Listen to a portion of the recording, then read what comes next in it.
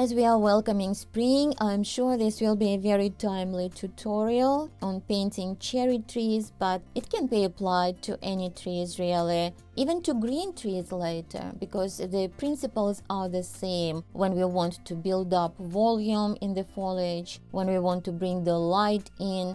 These are just two small color studies. I love doing those. That saves me a lot of time later if I work on a larger painting, because I already worked through my colors. I already worked through the values, through the value structure, and I can recreate it easier in the painting. And even my marks are going to look more confident when I already solved some problems ahead of time. So I definitely recommend playing with colors, making color studies in this very small format, because that saves you time and aggravation later. It's not going to be a tutorial with a commentary, but I'm going to mention a few things to keep in mind. First, I want to make sure that I am starting with the larger shapes, and basically I split the whole scene into the shapes, what's lighter, what's darker, and they should have different values. And then I'm using the darker colors within each shape. That's what I'm starting with, so that I have the shadows. For example, within the shape of the tree, I'm going to establish the color that is a little bit darker than the highlights. So I want to use some kind of mid-tone pinkish, purplish, lavender, lilac color, so that gives me the shadow for the cherry tree. And the highlights are going to come in later. That brings me to the concept that to create the three-dimensional illusion, to create the realistic tree in my work, I need to show the difference between the shadow side of the tree and the sunlit side. And between those sides, there's usually the mid-tone. This way, I'm showing that the tree is actually a three-dimensional object and it receives different amount of light on different sides of it. So it's a little bit difficult here. In spring, trees don't have such thick foliage as they do later, when the light doesn't pass through the tree as much like here. But even here we still see those darker pinks, so we definitely can work with that and show the volume within the tree. And one more concept that is very important if we want to create the beautiful warm sunlight in our work, if that's what we are going after, the temperature contrast. For example, here for the grass, I could have gone with a cooler, more blue, light green, but that wouldn't express the idea of the warmer sunlight. And here I'm using that cooler green just a little bit in the distance to show that it's cooler, that it's more receding.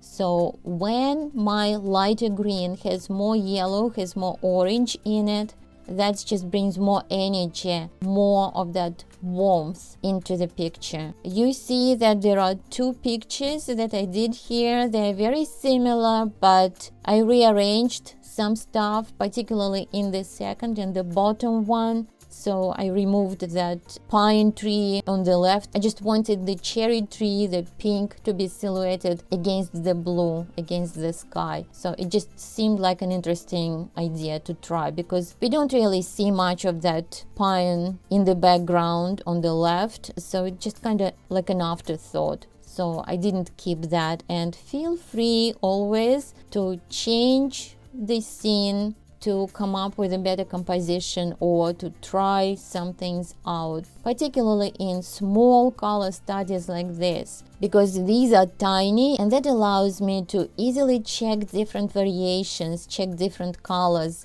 what actually expresses that feeling in the picture better, the quality of light. So I hope you enjoy this video, and if you do, please give it a like below. And let me know in comments if you find small color studies kind of boring to do, taking up time, or if you find them useful, like I do.